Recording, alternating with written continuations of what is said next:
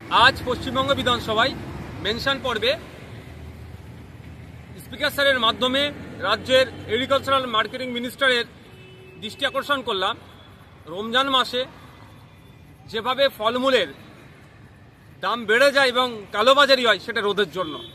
আমরা সকলেই জানি আর 2 সপ্তাহের মধ্যে পবিত্র রমজান মাস আসতে চলেছে।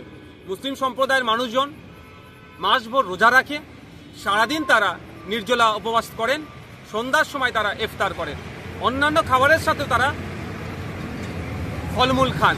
কিন্তু দুর্ভাগ্যের বিষয়, এক শ্রেণীর অসাধু ব্যবসায়ীরা এই সময় স্বাভাবিক সময়ে বিগত দিনে ফলমূলের যা দাম থাকে, রমজান মাসের ফলের চড়া দামে তারা বিক্রি করে এবং ফলের কালোবাজারি করে।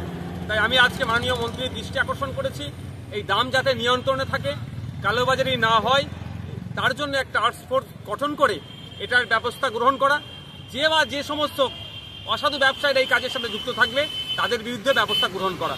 এখন দেখার বিষয়, মাননীয় মন্ত্রী মহাশয়কে রোজা শুরু হওয়ার প্রায় 14 দিন আগে জানিয়েছি, ওনারা কি ব্যবস্থা গ্রহণ করে পশ্চিমবাংলার একটা হেভি অংশের সংখ্যালঘু মুসলিম সম্প্রদায়ের রোজা যারা রাখবেন, তাদের রোজা রাখার শেষে যারা ইফতার করবেন, সেই ইফতার যাতে সঠিক দামে কিনতে পারে তার কি ব্যবস্থা, তার কি সুরাহা করে, সেটাই এখন দেখার বিষয়।